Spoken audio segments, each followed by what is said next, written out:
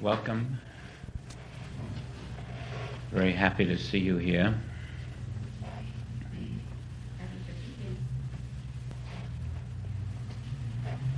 Thank you. We probably are in the most unusual Christmas of all time up to this moment. And it occurs that there's a possible relationship between that which we experience this moment today and that which has happened in the spiritual kingdom. For example, 10 years ago, there was no such thing as a heart transplant. And 10 years ago, you may not know it, but Joel Goldsmith had a heart problem. He had to prove that his life didn't depend upon his heart.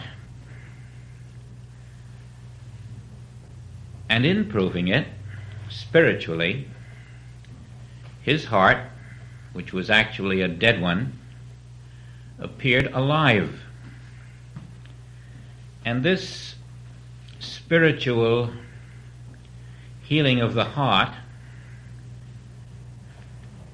may well be something in the invisible which triggered the visible transplanting of hearts in our world. That particular connection occurred to me, and it becomes very clear that the man who 2,000 years ago discovered that there is no time and no space unquestionably triggered that which we see in outer space today as the conquering of space. And so these are most unusual times, and just as miracles are happening visibly in a way that would have been unthought of even so much as 20 or 30 years ago, so we also are reminded of a statement that Solomon made in Ecclesiastes. He said, "There's nothing new under the sun." And I wonder if you could include even going to the moon as not being new under the sun. In other words, Solomon was telling us that behind the visible, changing in time, is an invisible, unchanging, ever-perfect, and ever-present, in which the eternal self always lives. Now when we awoke this morning,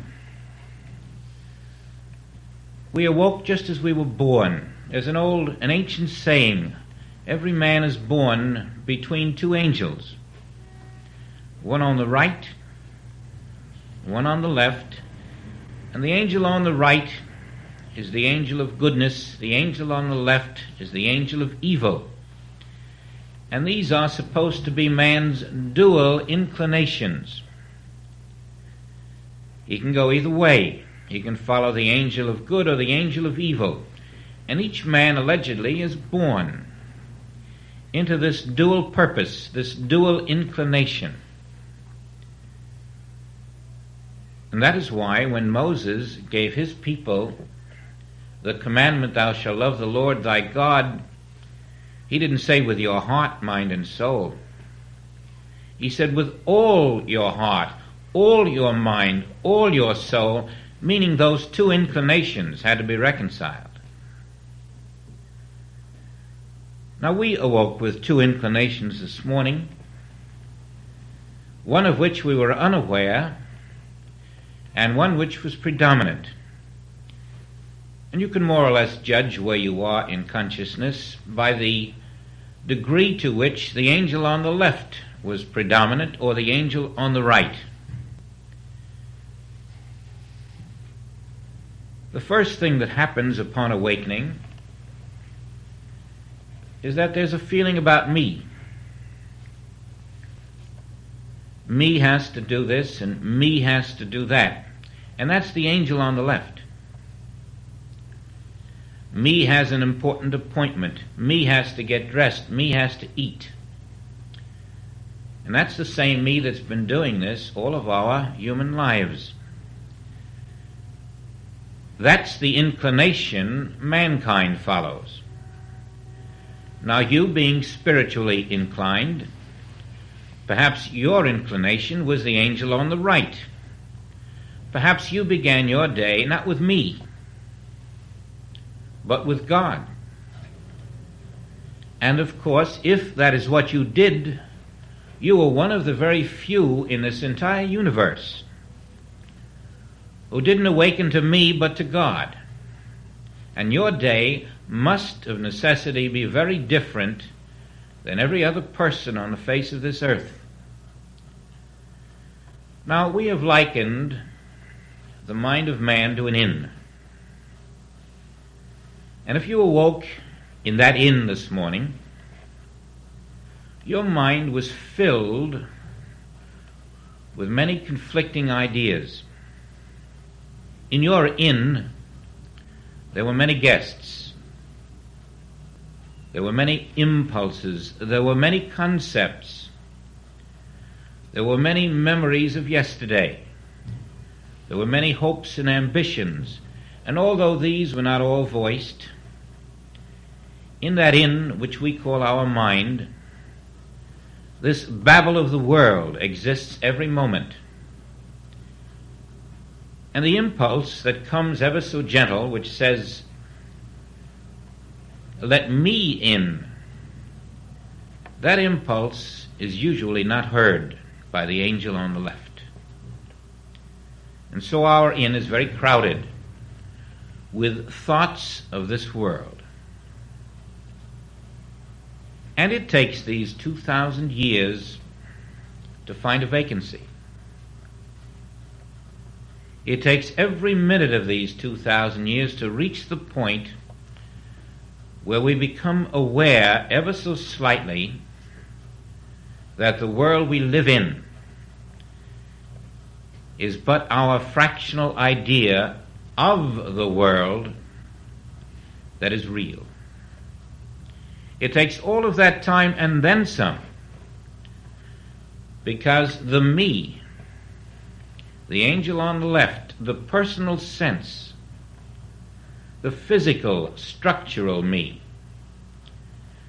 this is ever crowding out my awareness of the spiritual me. Now, we live in a moment. You have lost all of yesterday. You do not possess tomorrow. You have this instant. And all of life is crowded into this instant. And this still is the angel on the left. This still is the illusion that life is being lived in this instant, and if you didn't have this instant, you wouldn't have life. This is the great illusion that time is moving past. Now, as you pause, as you open a little place in the mind, you are beginning to establish your manger for the entrance of an idea that takes the angel on the left, turns it away, and gently turns you to your true shepherd on the right. And now you find a manger in the mind, a place where you entertain a completely revolutionary idea that this instant is not my life at all. All of my yesterdays are still existent. All of my tomorrows are here at this moment too. We are beginning to sit back and see the fullness of life instead of the instant of life.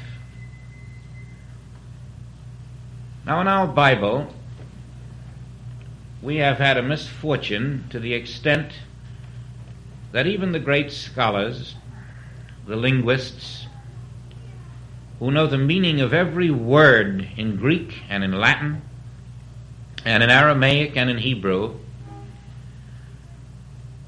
unfortunately they too were born with an angel on the left and an angel on the right.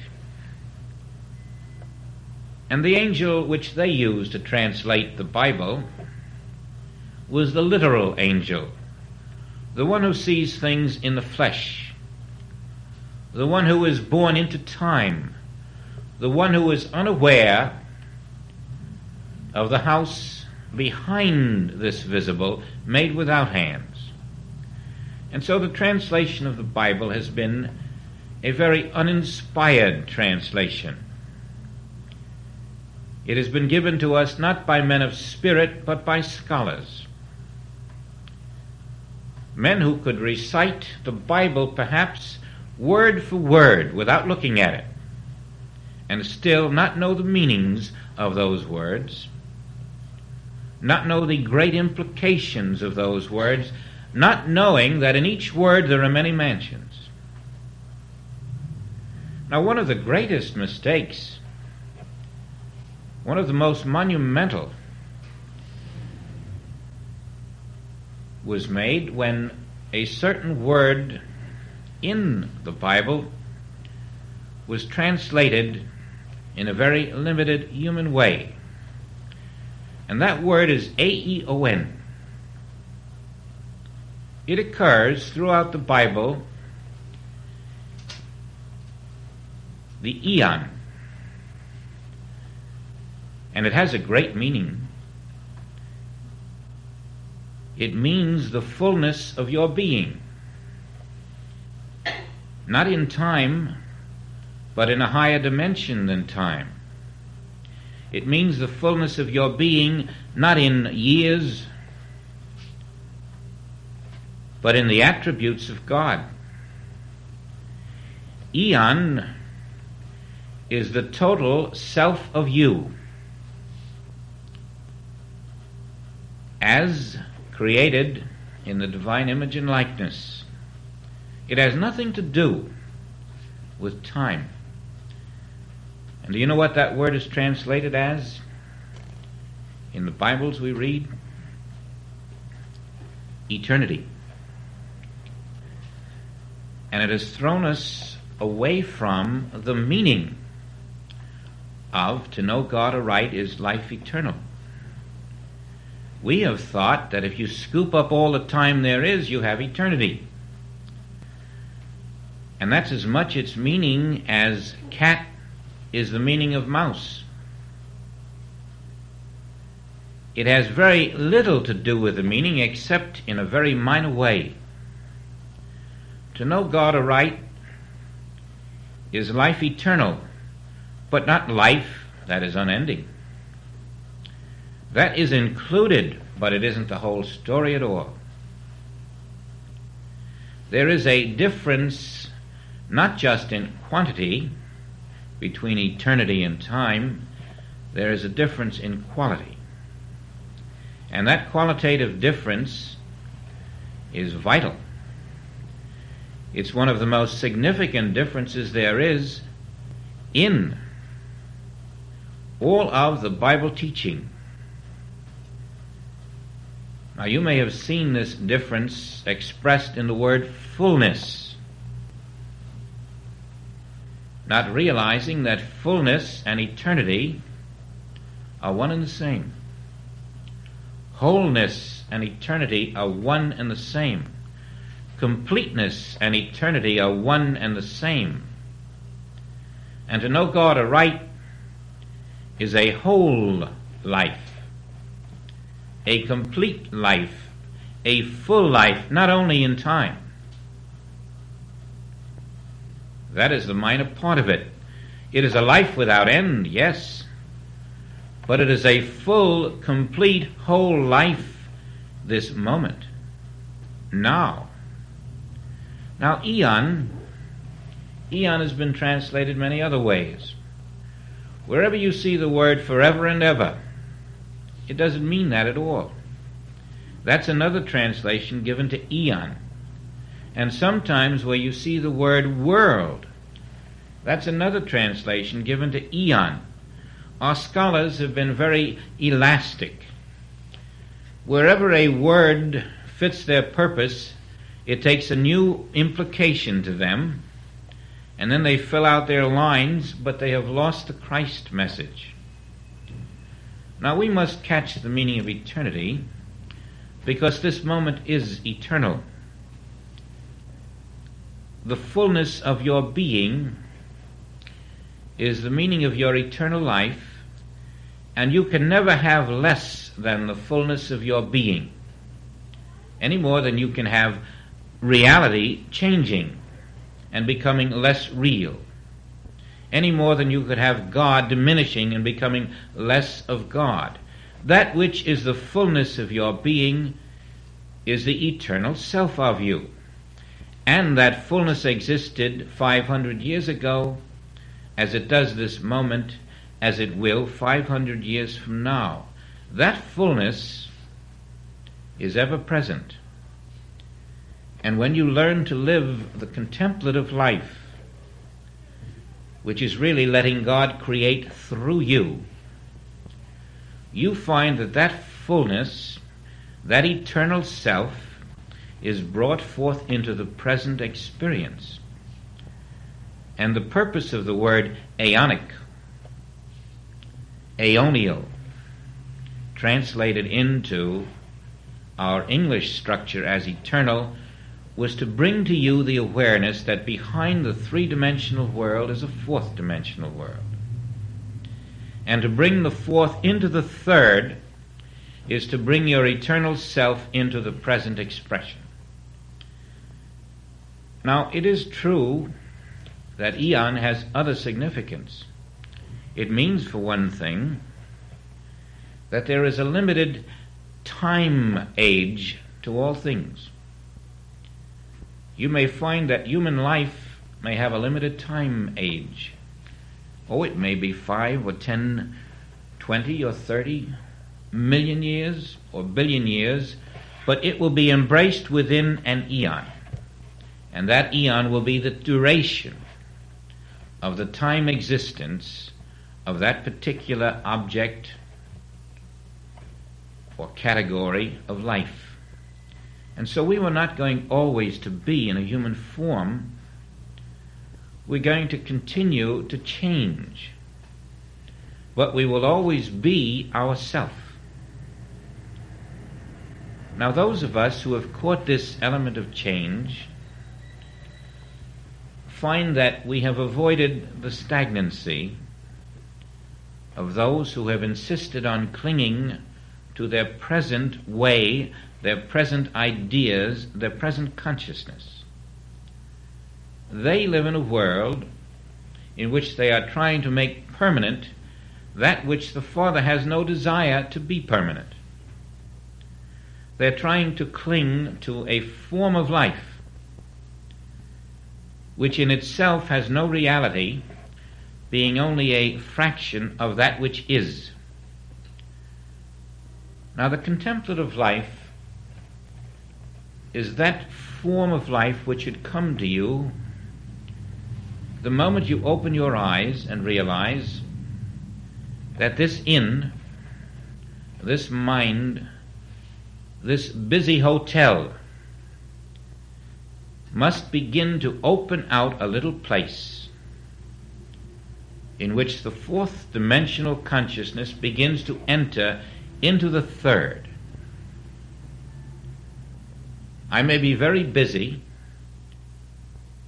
but what about God's plan for me today? What about God's plan for me in what I call time and space? And in that manger, we now establish a new consciousness. This is the beginning of the new consciousness on earth, the rebirth, the you, coming from the eternal self outside of the three-dimensional world and filtering into it. to begin to establish in you the fullness of your being. Now this manger, this new idea, is a place that does not look at the world at all the way your five senses have been looking at it, the way your mind has been looking at it. This manger stands up and looks at your world and says, there is nothing here that I accept. This is a complete and radical departure from every concept that you entertain. This manger, this infant idea, rejects the complete visible world, for it is not my Father's kingdom. It rejects all physical form. It rejects all human creativity. It rejects everything that we as human beings hold dear. For it has seen reality. It has seen the perfect self. It has seen the perfect universe. It has seen that which is veiled to the mind, crowded with its own beliefs and aspirations. It has seen beyond the physical form. And at first it's only an infant. We hardly hear it speak. But establishing that new development in us, that is the birth of the babe.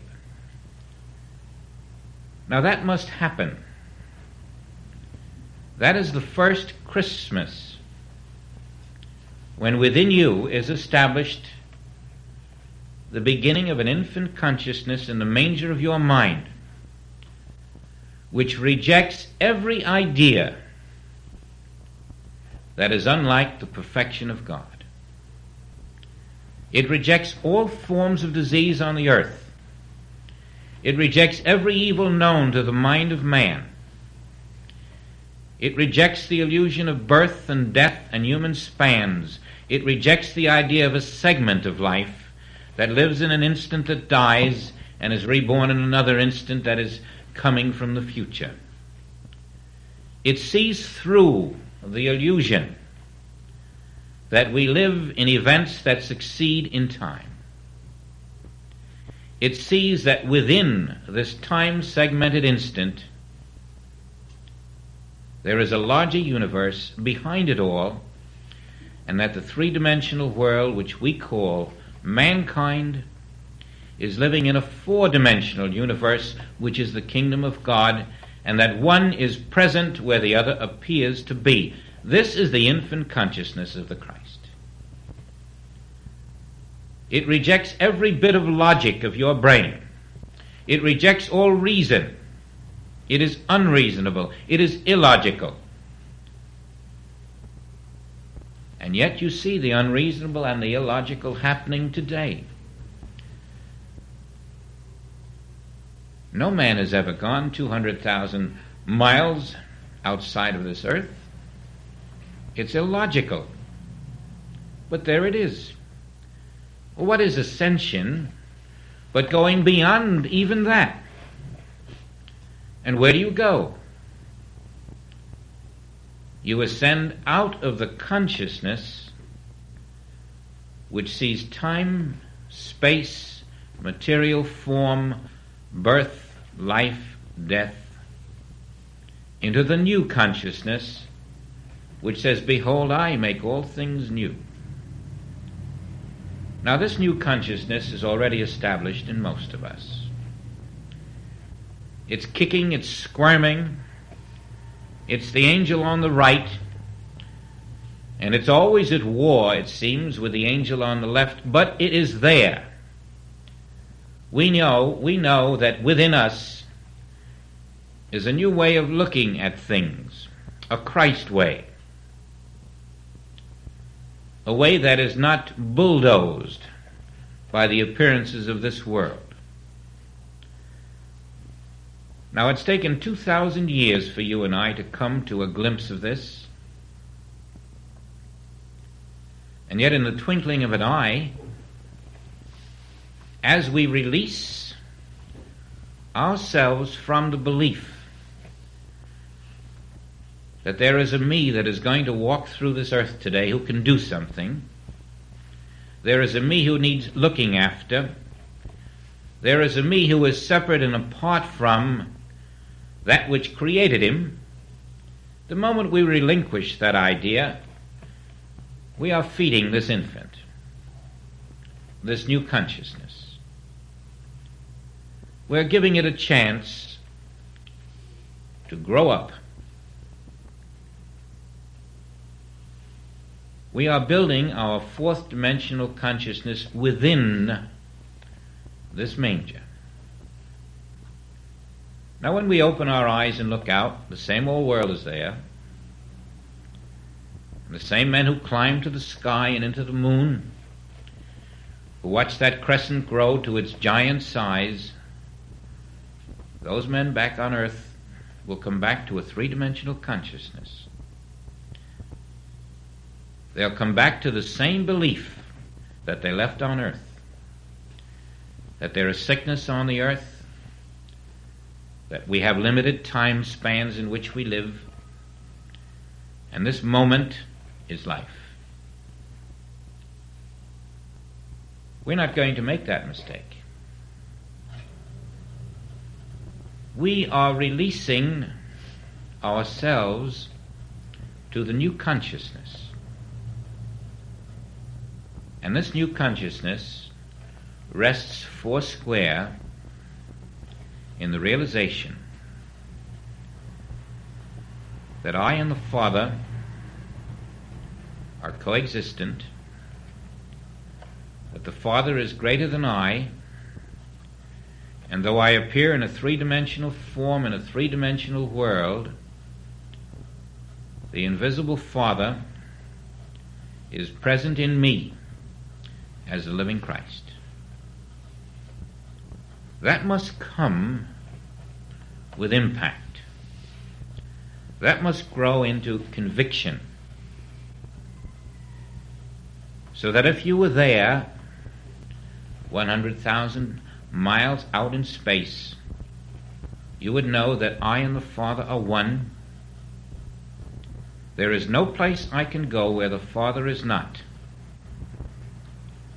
The manger of my consciousness has now moved up and up and up, and it has taken over the inn. It is the consciousness. It is the house. It is the fullness. And now we have no place in our consciousness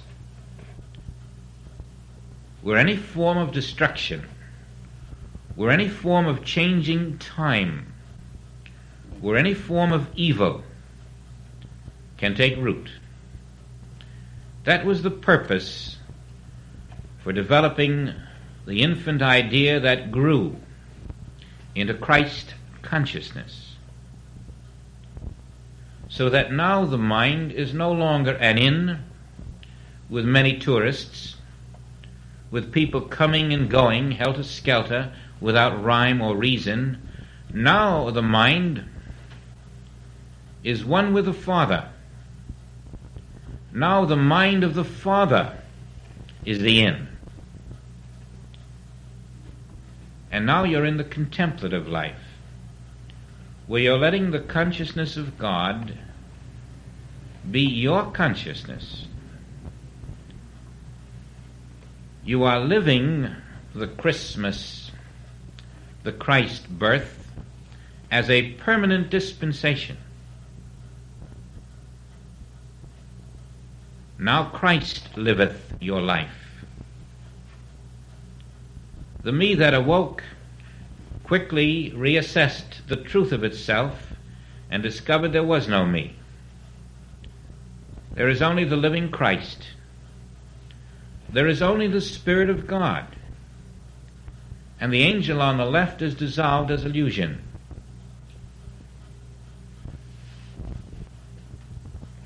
Now this must be a chore every morning until it becomes a joy. until we awaken not as me, but we awaken in the kingdom of God, in the consciousness of God, and we rest there in the contemplation of that until each morning anew the Christ is born. This isn't a birth in time and place and space. This is a constant rebirth. Sometimes the rebirth takes place 20 times a day. Ever we are reborning ourselves, we are self-generating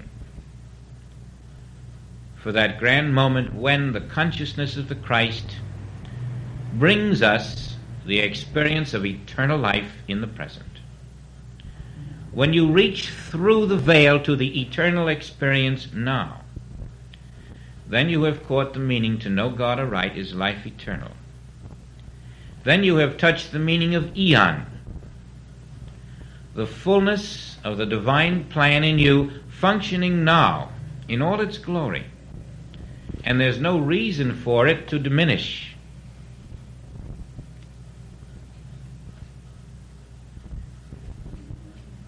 Now, this is not something for the human mind.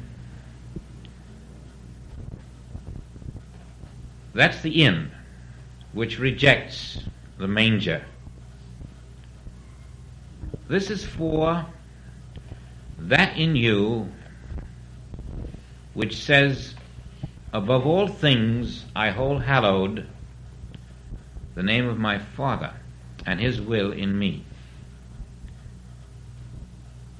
And this alone enables you, in your complete fidelity to the divine, to relinquish today to God. There is no today for me. There is no tomorrow for me. The dying daily comes to the point of the birth daily. Each dying is a borning. Each moment of losing me is a birthing of the Christ, which is my eternal self.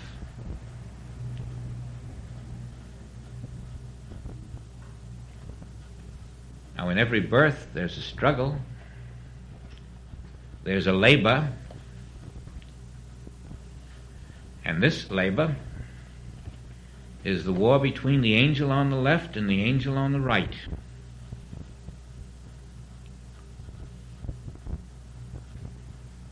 The moment of time begins to separate, and you find in the middle of time as a silence a duration without passing of time.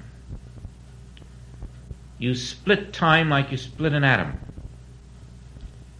And as you open time up, standing in the middle of it, there is time no more. You're in the vast, eternal stillness. You begin to feel the magnitude of your existence, the fullness, the pleroma, the realization of eternality now realized. And then every moment of your present life becomes an eternal something stretching out into the fullness of the kingdom now. You are an integrated whole. I am the one self. You embrace all that was and is and will be in the eternal moment. You are you for the first time, instead of a fraction, instead of a passing second. Now this is your rebirth. This is how it will come to you, and you will feel yourself being drawn out of your body, out of your mind, but present with the Lord. For that rebirth occurs as you banish the angel on the left, the inn that was too crowded to receive the impulse of the angel on the right, and you make the effort consciously each morning, each day, to remember that within me is a living presence, and my denial of it is a betrayal of the Christ. My denial of it is shutting the Bible and its message, is turning back the pages 2,000 years and standing right there and refusing to witness the great event. This that happened in a physical world must happen in our spiritual existence as a realization.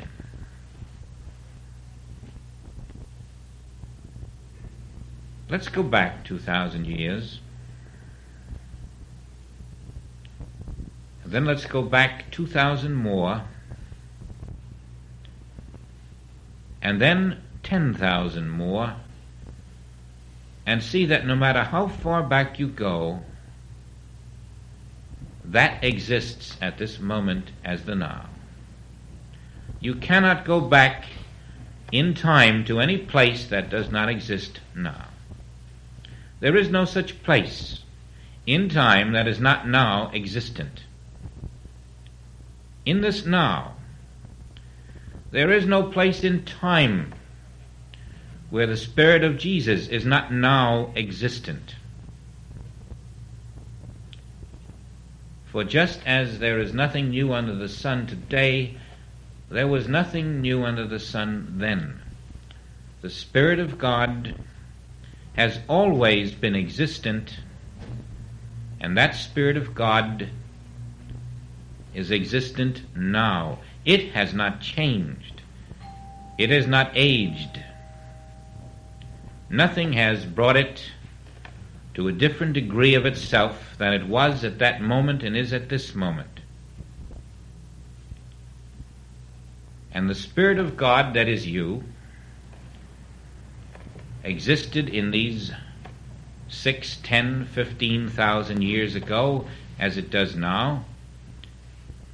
And you must begin to feel this, because this is the meaning of the eternal self now.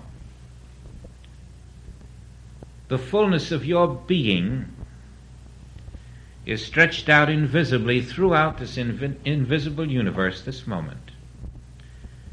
And in the flash that it all becomes part of your realization, like a complete landscape becoming visible in a lightning flash. So this too becomes suddenly an awareness of you. Maybe you could compare it to a man who is drowning. And in the minute or two between being saved and drowning, he sees his complete life, as it were, going before him, a great kaleidoscope. He didn't realize the detail that was possible to review all of his years, and yet in 2 minutes he remembers things he didn't know he knew. He sees faces. He actually does more than just remember them. He becomes part of that past. That past becomes part of his present. They become one. He finds they never went anywhere. They existed. His past is his present. In that kaleidoscopic 2 minutes, he sees his life and its complete relationship. Now the Christ of you will see all of your life, not just this human span in 2 minutes. The Christ of you will see your complete, eternal selfhood beyond time and space, and it will see it in a moment when you think not. In that eternal instant, you know the meaning of every word that every sage has ever uttered. In that eternal instant, you know why we were told throughout the Bible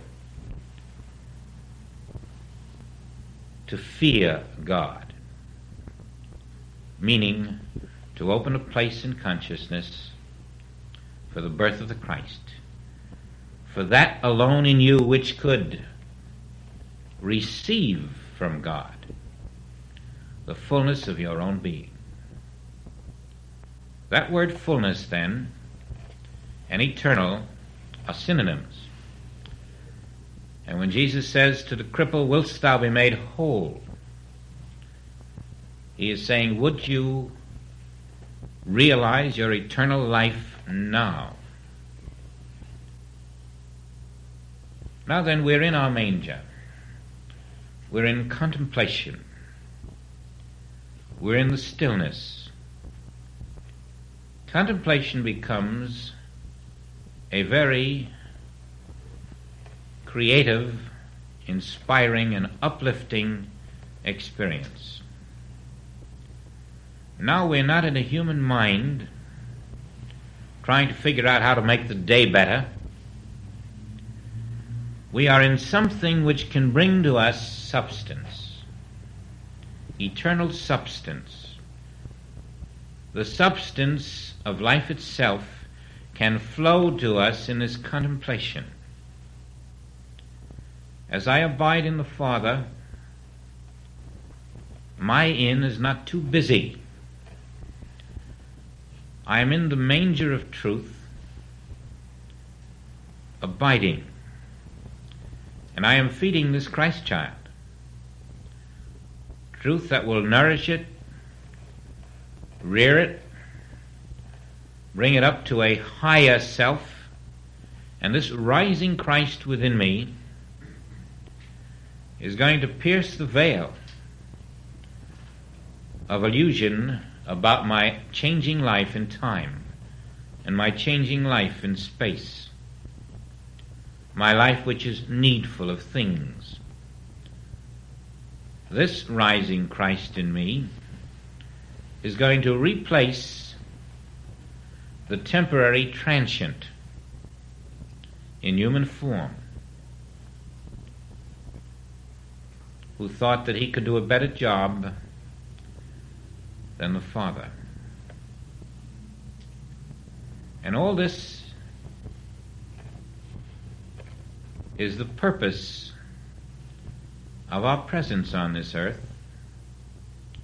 to find that glorious moment when the mind can relax and know that there is in me the child of God. Not as an idea or an abstraction, but behind this veil of flesh, of time, of space, of moving objects, is my larger self.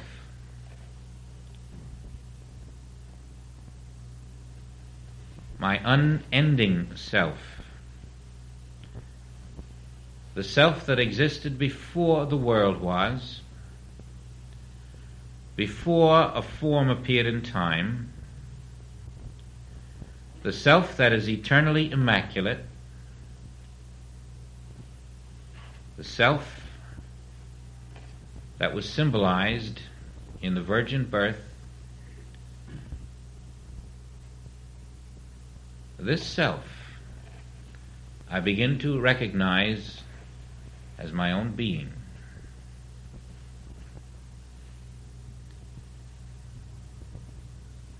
My own human mind becomes the earth, getting smaller and smaller as I approach the moon, getting larger and larger. And that earth whirling around 19 miles per second looks just like a tiny top, almost as if it could never contain 3 billion people and huge cities. We see that eon comprises all of these objects called planets, stars, oceans, that what we have thought was mighty and big are just small pieces in a great big whole. This wholeness, this freedom of knowing that I am beyond the world of time and space, that I and the Father are the one substance, the one life, the one being. This is the moment of joy in which you are renewed. This is when substance flows through your consciousness. And that substance is the eternal substance, the eternal experience making itself manifest. This is the substance of all things, of all form, of all life. And this substance forms itself as every need throughout your eternal selfhood. Without this substance, we are not the children of God. And we show forth the sufferings of this separation.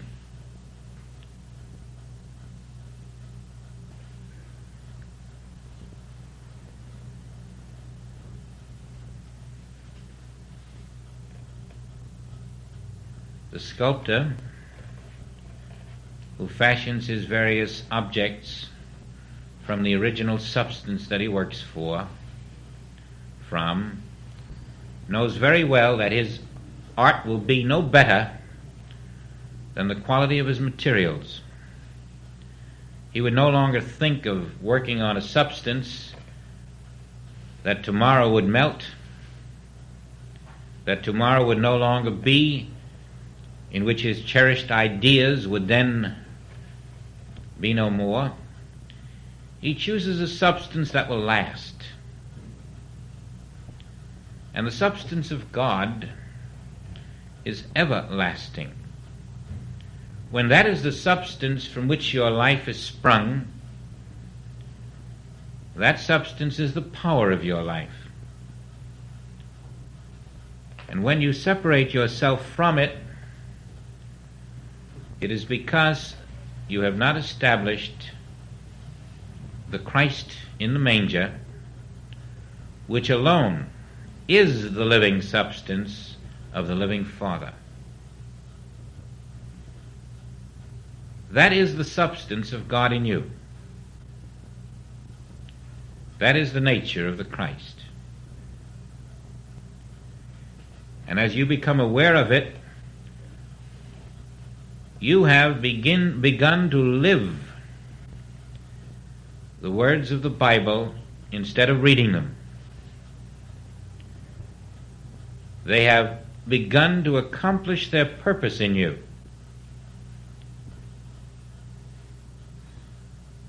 They are making you put the Christ higher than your physical self.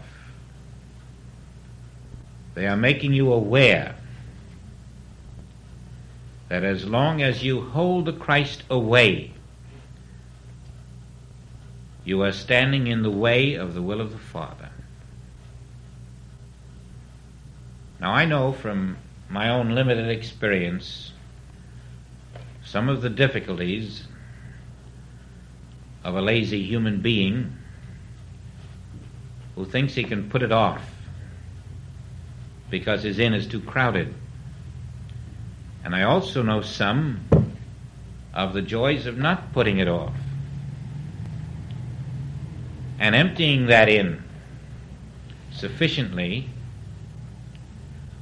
to dwell, even if hours are necessary, for the first glimmer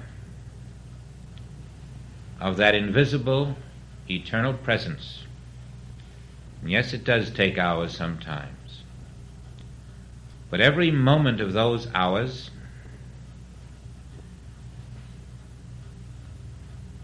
is spent in a way far more rewarding than the way those moments could have been spent.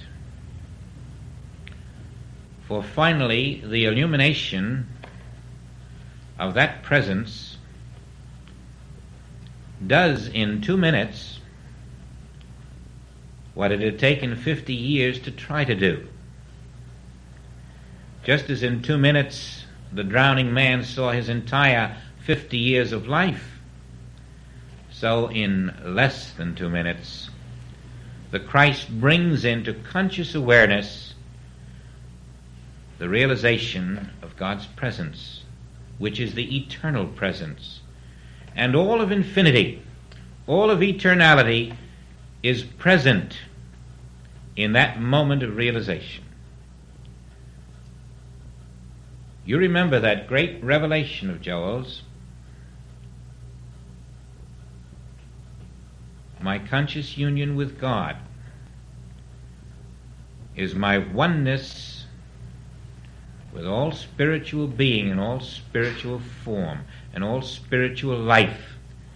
And you see that moment of Christhood is your oneness in which the eternal self of your being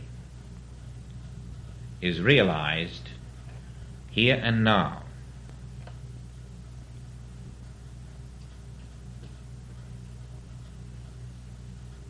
In that moment, the angel on the left is dissolved. In that moment, there is only one inclination, and that is the perfect path to selfhood.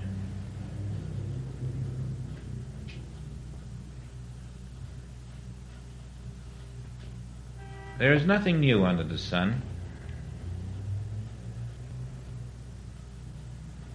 but there is a complete newness in store for each of us as we see through the sun, through the physical, through the world of changing images in time. And whereas you may have thought contemplation was just a resting quietly and waiting and listening, contemplation is the inspired inner obedience to the eternal self of your own being. Suppose you were in a ship in the sky and could not see around you, and your radio was your only communication. You would listen very carefully to that radio.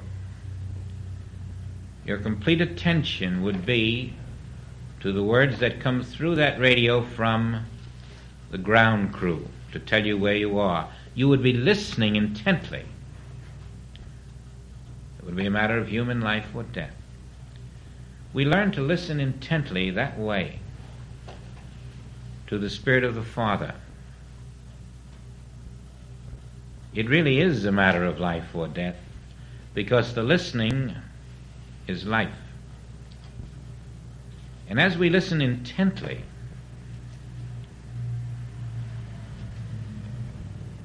we draw into ourselves a substance which manifests as what we call life. And that substance manifests itself in the forms of fullness to the degree that we have emptied ourselves of the concepts of limitation.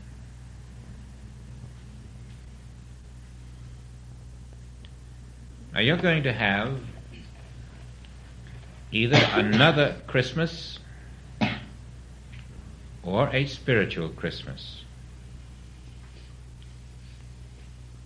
A living Christmas or just a usual synthetic Christmas. And because we are prepared as never before for this Christmas, many of us are ready to make these last few days before the physical Christmas a continued preparation in which we become one with the physical birth of the Christ in Bethlehem in our consciousness. And it becomes to us a very meaningful livingness of our own birth into reality.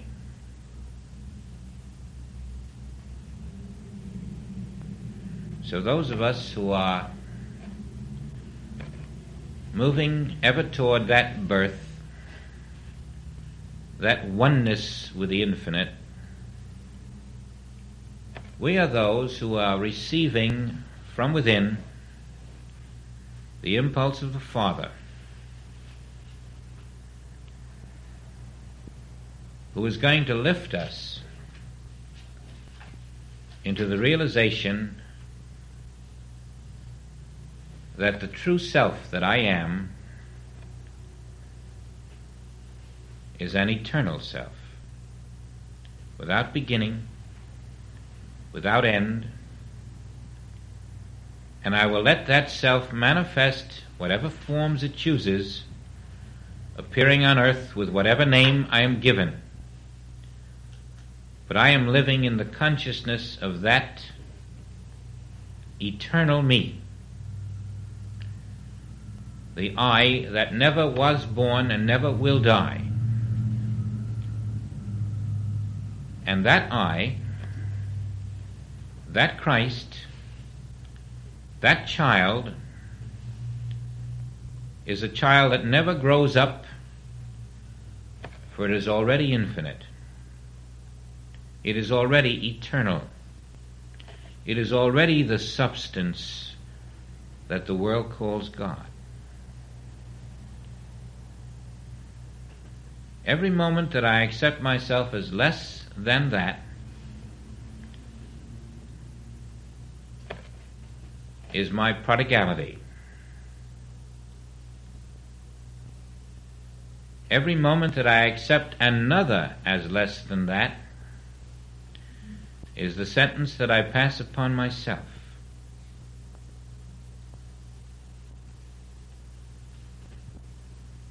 Now we have the stage for our birth.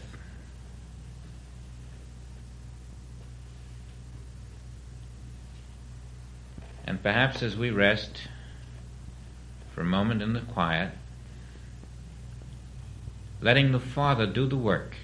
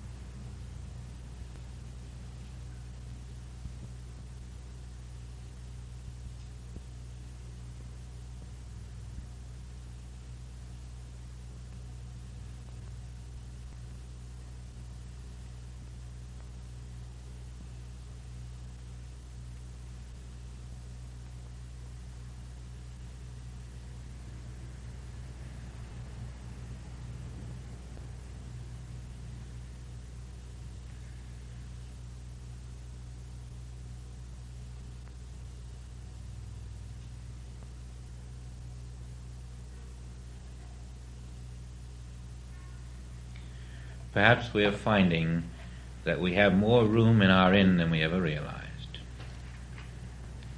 We're going to rest a moment, and then we're going to see if we can't go some deeper into the Christ message.